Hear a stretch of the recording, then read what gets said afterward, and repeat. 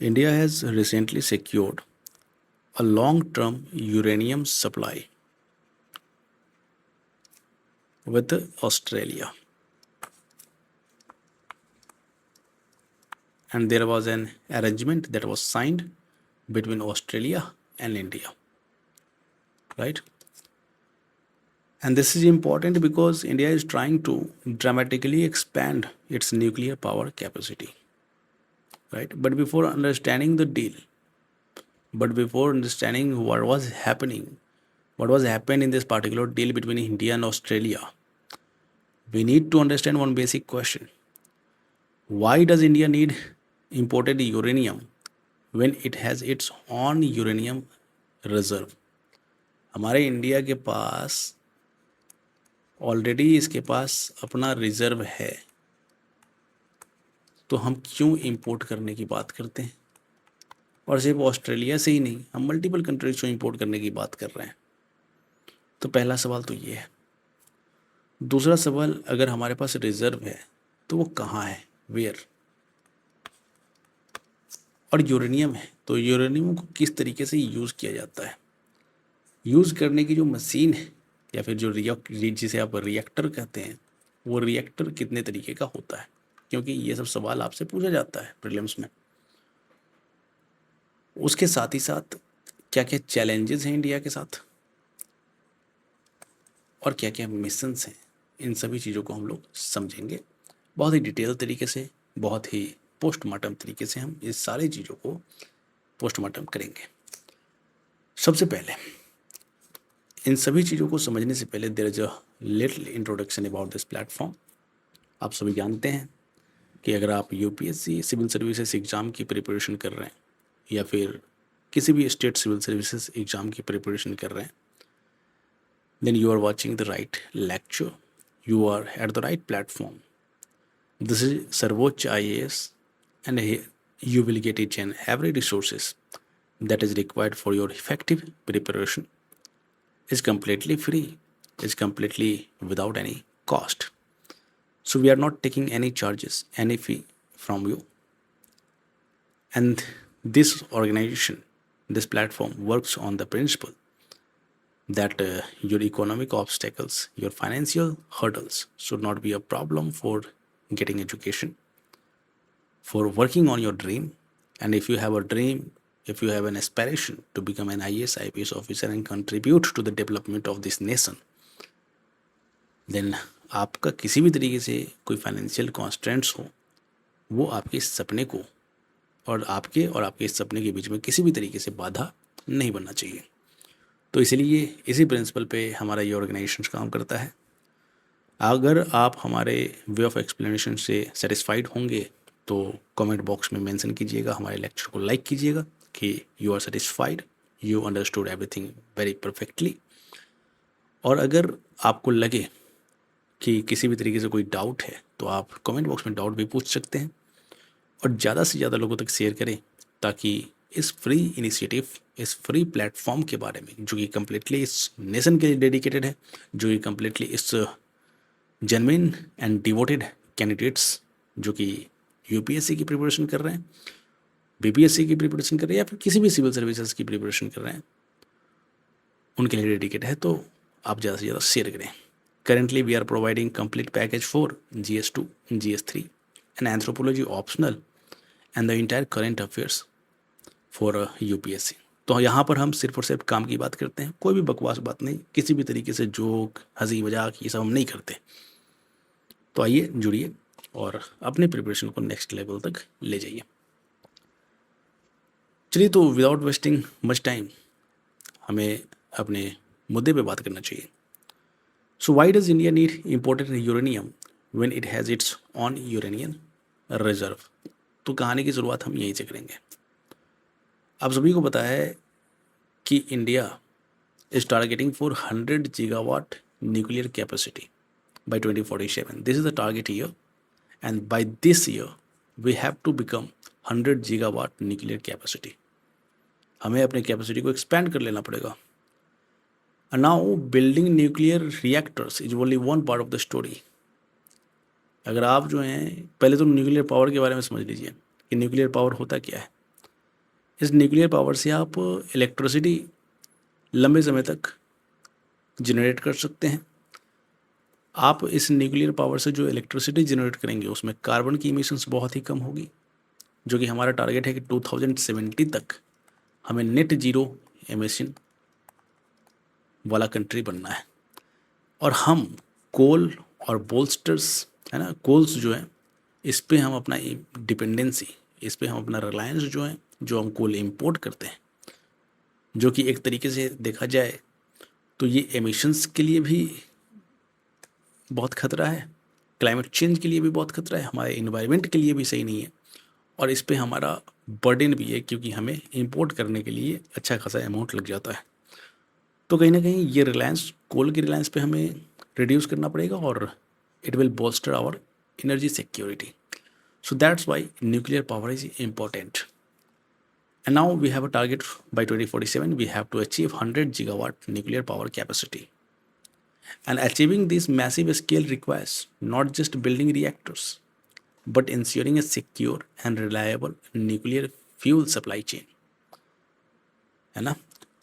तो रिएक्टर तो तब काम करेगा जब आपके पास फ्यूल हो, और इसमें लगने वाला फ्यूल यूरेनियम है, और यूरेनियम हमारे कंट्री में जो कैपेसिटी है वो थोड़ा सा कम है सर।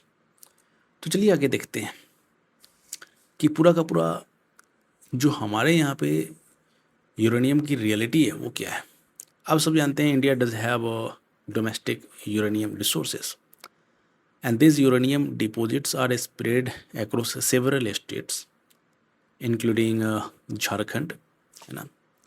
अगर आप देखेंगे तो आपको झारखंड में देखने के लिए मिलेगा, जम्मू कश्मीर मत समझिएगा इसे, आपको आंध्र प्रदेश में कुछ रिसोर्सेज आपको देखने के लिए मिलते हैं, तेलंगाना जैसे रीजन में आपको मिलेगा, राजस्थान में, मेघालय में, मैं शॉर्ट में लिख रहा हूँ, और कर्नाटका, और बहुत सारे ऐसे छोटे छोटे राज्य हैं जहाँ पे आपको यूरेनियम का डिपॉजिट्स देखने के लिए मिलता है। इन सभी में there is a limited company, that is Uranium Corporation of India Limited. This is a public sector undertaking, and it is the major public sector organization that is involved in uranium mining and processing. So Uranium Corporation of India Limited, this is the responsible, this is the public sector organization, and it is responsible for uranium mining in our country. ठीक है, uranium mining and processing. And some important mining locations are Jharkhand, right, और आंध्र प्रदेश, और इसमें बहुत सारे जगह हैं जिसके बारे में आपको जानने की आवश्यकता नहीं। But here is the important point for UPSC, having uranium reserve does not automatically mean having sufficient usable uranium supply. आपके पास यूरेनियम रिजर्व है, अच्छी बात है, कोई दिक्कत नहीं है, लेकिन इसका मतलब ये नहीं है कि आपके पास जो यूरेनियम रिजर्व है उससे आप सफिशिएंटली यूरेनियम की सप्लाई कर सकते हैं। There is a difference between geological resources and actual production. Mining capacity, right, India possesses notable uranium deposits, but geological reserves do not immediately equate to usable reactor supply, right. There is a difference between actual capacity and production. There is a difference between geological resources and actual production. So mining capacity, processing infrastructure, environmental clearances, technology, and the time required to develop mines all affect how much uranium can actually be supplied to reactors. आप समझ रहे हैं, long gestation period for mining projects आपको mining project में ही लंबा समय खींचने वाला है, इन्वायरमेंटल क्लियरेंसेस लेने में ही लंबा समय खींचने वाला है, इंफ्रास्ट्रक्चर एंड प्रोसेसिंग कैपेसिटी का अपना एक लिमिटेशन है, and it all affect how much uranium can actually be supplied to reactors, and therefore India needs a combination of domestic production and imports. So that's why we require imports. We should not be entirely dependent on domestic production, because domestic production has limitations. It has a long gestation period for mining projects, right? It has long and complex environmental clearance process. It has infrastructure and production capacity limitations. And to do all these things, it takes a long time. And we cannot wait for this long time, because we have to become 100 gigawatt nuclear power capacity by 2047. And this is the very short duration. इस कम समय में हमें achieve करना है. Time is very limited, sir. Now, a next question, that how does uranium become nuclear fuel? Uranium किस तरीके से nuclear fuel बनता है? See, uranium does not come out of a mine ready to be put into a reactor. आप mining किए और directly ऐसा सोचेंगे कि हम रिएक्टर भी रख दिए और वहाँ से इलेक्ट्रिसिटी जनरेट होना शुरू हो गया, ऐसा नहीं होता. It has to go through several stages. First is extraction, second is mining, second is milling. And after this milling, you have to convert, you have to enrich. सबसे पहले तो इसको समझिए, यूरेनियम और mining and processing form the absolute base of nuclear fuel cycle. आपको उसके बाद फिर कन्वर्ट करने की जरूरत है. For in reactors that required it, the uranium is then enriched. जिस रिएक्टर को चाहिए ना, अब वो डिपेंड करता है कि आपका रिएक्टर किस टाइप का है ना. अगर आपका बहुत सारे रिएक्टर में आपको इनरिच करने की ज़रूरत होती है. बहुत सारे रिएक्टर में क्या होता है कि आपने कन्वर्ट किया और डायरेक्टली आप उस रिएक्टर में यूज़ करके उसका प्रोडक्शन कर सकते हैं. तो सर पूरा का पूरा मुद्दा यही है कि refining and enriching uranium two suitable concentration required by a specific reactor type. So how many types of reactors are there? See, there are two types of reactors. One is pressurized heavy water reactor. Another is light water reactor. और ये depend करता है कि कौन सा reactor है. उस reactor के बेसिस पे आपको इनरिच करने की ज़रूरत है. किसी में इनरिच नहीं करना है, किसी में इनरिच करना है. इस प्रोसेस को हम लोग देखेंगे कि क्या होता है ये PHWR और CWR, इसको डिटेल में अभी समझेंगे हम. And then after fabrication and reactor, assembling fuel rods for deployment in pressurized heavy water or light water reactors. So ultimately, this enriched fuel needs to be powered down in reactor, and then reactor works and produces energy. तो ये पूरा का पूरा nuclear fuel chain है sir, है ना, ये पूरा. तो ये सब इम्पॉर्टेंट है पूरे के पूरे न्यूक्लियर फ्यूल चेन में.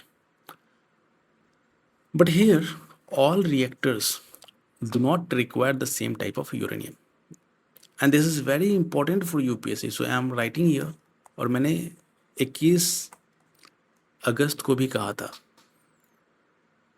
है ना, जो मैरीटाइम सिक्योरिटी डोमेन वाला जो जब मैं पढ़ा रहा था टॉपिक, तो उस टाइम मैं कहा था कि ये काफ़ी इंपॉर्टेंट है.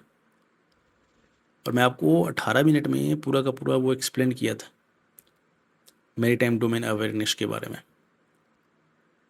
और जो कुछ भी मैं पढ़ाया था वो फाइनली सिर्फ एक दिन बाद 21 को मैं पढ़ाया, और 22 को आपके मेंस एग्जाम में डायरेक्टली वहाँ से क्वेश्चन आया था सर. और मैं अब कह रहा हूँ कि इस बार ये एनर्जी काफ़ी इंपॉर्टेंट है, क्योंकि काफ़ी बार न्यूज़ में बना हुआ.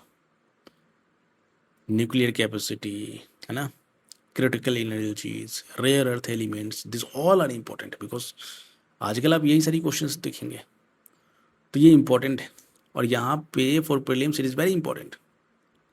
India's indigenous pressurized heavy water reactor can operate on natural uranium. It does not need to be enriched. ये नेचुरल यूरेनियम मतलब कि आपने माइनिंग किया, मिलिंग किया, you do not need to convert, you do not need to enrich that uranium. आप directly इसका pressurised heavy water reactor में use कर सकते हैं. And therefore, India can use uranium obtained through its domestic production as well as imports. But here, light water reactors required enriched uranium. इसको enrich करने की ज़रूरत है। And India currently depends on imports for this enriched fuel. And therefore, as India's nuclear fleet expands and includes different reactor technologies, fuel security becomes increasingly important. And this brings us to Australia, है ना। यहाँ से Australia का खेला शुरू होता है sir. तो चलिए अब हम ऑस्ट्रेलिया के एंगल से समझते हैं। यहाँ से आप जानते हैं ऑस्ट्रेलिया के पास लार्ज यूरेनियम रिसोर्स है। Australia has very large uranium resources.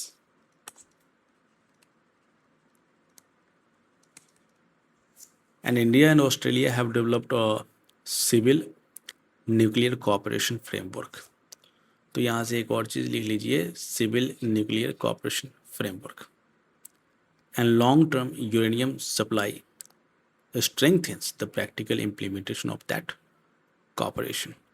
For India, this is important because it allows us to diversify our uranium sources. And India is also engaging with other uranium suppliers such as Canada and Kazakhstan.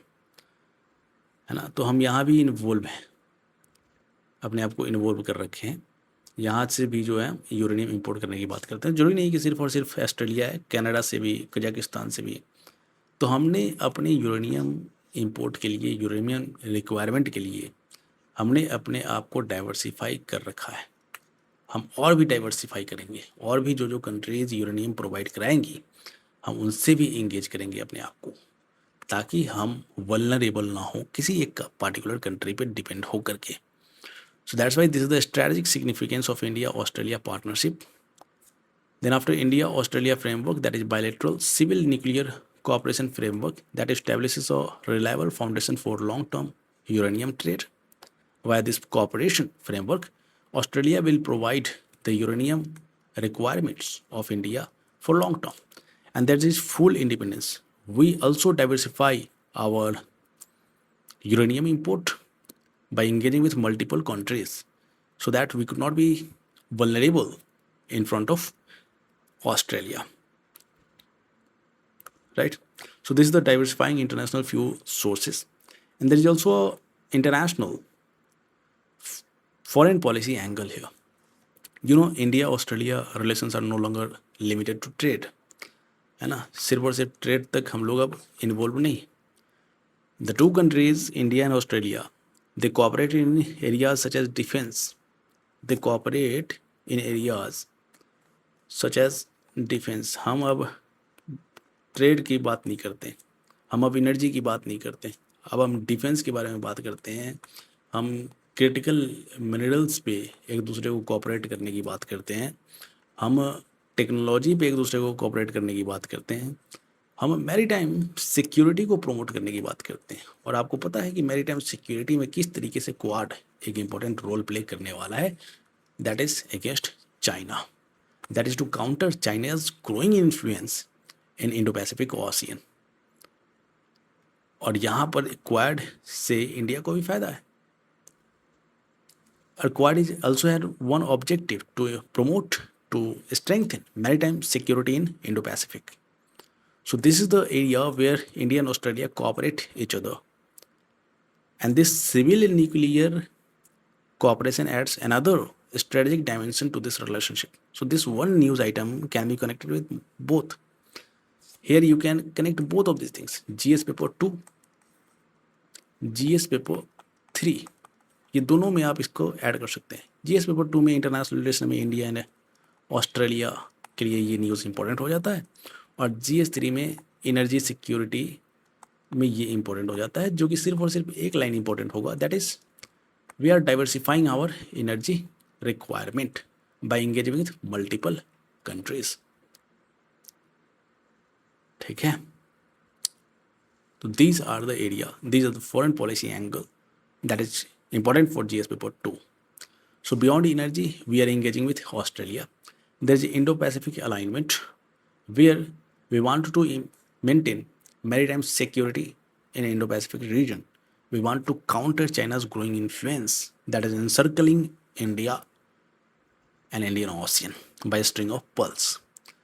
तो ये सब आपको अगर पता होगा तो आप समझेंगे आगे. Now there is another thing that you need to be aware about, that is private participation and energy mix. So we have a 100 gigawatt target. That target capacity needs to be achieved by 2047, and there is a private sector catalyst. We can achieve this target by private participation, क्योंकि सरकार की अपनी एक limitations, और private participation जब तक होगा नहीं प्रोडक्टिविटी और एफिशिएंसी नहीं होगा. So achieving this requires massive capital, technology, manufacturing skill, and government is opening up civil nuclear to private players while addressing safety, liability and waste management in standards. और आप याद कीजिएगा तो मैं आपको पढ़ाया था जस्ट 2 दिन पहले शांति एक्ट, शांति रूल. और ये शांति रूल कहीं ना कहीं इसलिए बनाया गया है क्योंकि आप जो हैं इस न्यूक्लियर कैपेसिटी और न्यूक्लियर टारगेट जो हमारा है कि इस न्यूक्लियर कैपेसिटी को 100 गीगावाट तक 2047 तक बनाना है, इस पे आप काम कर पाएँ. और इसलिए Shanti rule is backing this target. This agreement that has been happened, that has been taken between India and Australia is also working on this direction to make India 100 gigawatt nuclear capacity by 2047. Right? Now comes to another part that is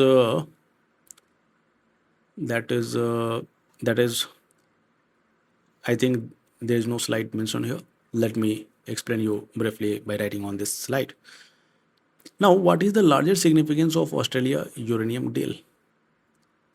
First significance is that it increases domestic uranium production. Second is diversify international uranium suppliers. And third, expand nuclear reactor capacity and associated technology. And all of this has to happen while maintaining high standards of nuclear safety and environmental protection. Right? So these are the deal. These are about fuel security that is required for India's long-term nuclear expansion. Right? So this is the thing that we need to be aware about. Now comes to another part, that is what things you need to be retained in your mind for prelims. That is pressurized heavy water reactor, light water reactor, and UCIL, that is state owned mining and processing enterprise. Right? Then after it uses enriched uranium imported fuel dependency, because if we use light water reactors, then we have to import enriched uranium fuel. Right? And then after pressurized heavy water reactor, that is of indigenous design. This design has been made from Indian technology, and it uses natural uranium. It have a heavy water moderator. Right? So it is a standard across India's domestic fleet. So this is the thing that you need to remember. Now come to another thing, that is challenges. What are the challenges that is associated with nuclear capacity and that is associated with the mission to become 100 gigawatt nuclear capacity by 2047. So what are the key challenges? Limited domestic production and long mining gestation period that I have already discussed. High upfront capital requirements, because if you want to expand nuclear capacity, then you need to a high capital amount. Without capital, you cannot able to maintain its production. Then after, complex environmental clearances and import dependencies. So these things are the challenges. Now what is the strategic way forward? Expand domestic exploration and mining. तो वो तो हम कर ही रहे हैं. Diversify international fuel partners, जो कि Australia, Canada और कजाकिस्तान के साथ हम लोग एग्रीमेंट कर रहे हैं. And encourage private sector participation and rigorous regulations. तो ये भी हम कर रहे हैं शांति एक्ट के माध्यम से. शांति एक्ट बेसिकली हमने बनाया ही इसलिए क्योंकि हम प्राइवेट पार्टनरशिप कर सकें और एक तरीके से ईज कर सकें ताकि इन्वेस्टमेंट और प्राइवेट पार्टिसिपेशन ज़्यादा से ज़्यादा हो. तो आपको पूरा का पूरा मुद्दा समझ में आया कि किस तरीके से शांति, किस तरीके से हमारा न्यूक्लियर कैपेसिटी है ना, जो एम है कि 2047 तक हमें 100 गीगावाट न्यूक्लियर कैपेसिटी को अचीव करना है, किस तरीके से क्लाइमेट चेंज है ना, किस तरीके से नेट जीरो एमिशंस, ये सब कुछ एक ही डायरेक्शन में और इंटीग्रेटेड तरीके से काम कर रहा है। आपका आंसर इस तरीके से होना चाहिए कि आपको मल्टीपल टॉपिक्स को इंटीग्रेट करें, और यहीं से आपका मार्क्स मिलता है सर, याद रखिएगा। आपने क्लाइमेट चेंज के पर्सपेक्टिव से भी सोचा है, नेट जीरो एमिशंस जो आपने कमिटमेंट किया है कि 2070 तक हमें नेट जीरो एमिशंस करना है, आपने ये सोचा है कि हमें न्यूक्लियर कैपेसिटी को 2047 तक प्रमोट करना है। आपने शांति एक्ट बनाया ताकि आप ये सारा काम एक डायरेक्शन में कर सकें कोऑर्डिनेटर तरीके से। तो इस तरीके से आपको सोचने की ज़रूरत है, इस तरीके से आपको आंसर को फ्रेम करने की ज़रूरत है। चलिए एक मास्टर कंक्लूजन जो आपको लिखना चाहिए, क्योंकि बैलेंस्ड तरीके से अगर आप कंक्लूजन लिखते हैं तो it influence examiner. See, India's nuclear ambition cannot be achieved through reactor construction alone. तो हम रिएक्टर कंस्ट्रक्शन बना करके न्यूक्लियर एम्बिशन को अचीव नहीं कर सकते, जो कि हमारा 100 गीगावाट है। मैं बार बार इसको मेंशन इसलिए करता हूँ क्योंकि आपके दिमाग में फिट हो जाए 100 गीगावाट बाई 2047, ताकि आपका आंसर में इसी तरीके से आप इसी शब्द को लिखें। It requires an integrated strategy of a fuel security, domestic capability and international partnerships, right. So strategy कहाँ पे चाहिए? फ्यूल सिक्योरिटी मेंटेन करने में, डोमेस्टिक कैपेबिलिटी को बढ़ाने में, और इंटरनेशनल पार्टनरशिप जहाँ पे आप आराम से लिख सकते हैं ऑस्ट्रेलिया के साथ, कजाकिस्तान के साथ और कनाडा के साथ। इस तरीके से आपका कंक्लूजन होना चाहिए। So this is all about nuclear power capacity in India, how it works, what is the principle behind its working, how many types of reactors are there, and what are the different decisions, different efforts that was taken by government of India in this regard, like Shanti Act. And if you do not have studied about Shanti Act, अगर आप अभी तक शांति act नहीं पढ़े हैं तो जाइए हमारे शांति एक्ट के लेक्चर को देखिए, तब जाकर के आप पूरे के पूरे मुद्दे को सही तरीके से रिलेट कर पाएंगे। तो चलिए मिलते हैं फिर नए लेक्चर में नए कॉन्सेप्ट के साथ। लेकिन उससे पहले हमारे लेक्चर को लाइक करना मत भूलिएगा, और अगर किसी भी तरीके से कोई डाउट हो तो हमारे इस लेक्चर में सवाल ज़रूर पूछिएगा, और ज़्यादा से ज़्यादा लोगों तक शेयर ज़रूर कीजिएगा, ताकि ये फ्री इनिशिएटिव के बारे में सबको पता चल सके। क्योंकि 400, 500 और 1000, 1500 में कोर्स तो बहुत सारे लोग बेचते हैं, और वो कोर्स बेचते हैं तो इस बात की प्रचार प्रसार करते हैं मैं तो फ्री में पढ़ा रहा हूँ आपको। तो आइए सर, इन्फॉर्मेशन की कमी नहीं है, पढ़ाने वालों की कमी नहीं है, पढ़ने वालों की कमी है। फ़र्क यही है। अगर हमारे ज़माने में अगर हमें पढ़ाया गया होता फ्री में और इतने रिसोर्सेज हमारे पास होती तो डेफिनेटली सब कुछ बढ़िया होता। पर आपको अगर फ्री में मिल रहा है तो उसे अंडर वैल्यू मत कीजिए। आइए, जुड़िए और पढ़िए, क्योंकि जानते हैं अभी डिजिटल एरा में सबसे बड़ा चैलेंज क्या है? आपके पास इन्फॉर्मेशन इतना ज़्यादा है कि आप कंफ्यूज हो जाते हैं। कभी गए हैं मॉल में जाइए कपड़े खरीदने, आप कंफ्यूज हो जाएंगे और कोई भी डिसीजन नहीं ले पाएंगे। तो दिमाग में क्लियरिटी होना चाहिए कि क्या पढ़ना है और क्या छोड़ना है, क्योंकि डिजिटल एरा में गूगल में आप कोई भी चीज़ डालेंगे ना, उससे रिलेटेड बहुत इन्फॉर्मेशन मिल जाएगा, और इतना इन्फॉर्मेशन मिल जाएगा कि सिर्फ और सिर्फ रेयर अर्थ एलिमेंट के बारे में अगर आप पढ़ेंगे तो आपको उसी में 1 साल लग जाए तो भी कंप्लीट ना हो। पर आपको यहाँ पे मल्टीपल चीज़ों के बारे में पढ़ना है, और इस तरीके से यहाँ पे चैलेंज यही है कि आपको बहुत ही सेलेक्टिव पढ़ने की ज़रूरत है। और यहाँ पर इस प्लेटफॉर्म पर हम आपको बहुत ही सेलेक्टेड चीज़ों को पढ़ाते हैं, जहाँ से नंबर ऑफ क्वेश्चंस काफ़ी ज़्यादा चांसेस होते हैं कि वो आपके एग्ज़ाम में पूछे जाएं। जुड़िए और पढ़ाई कीजिए। All the best.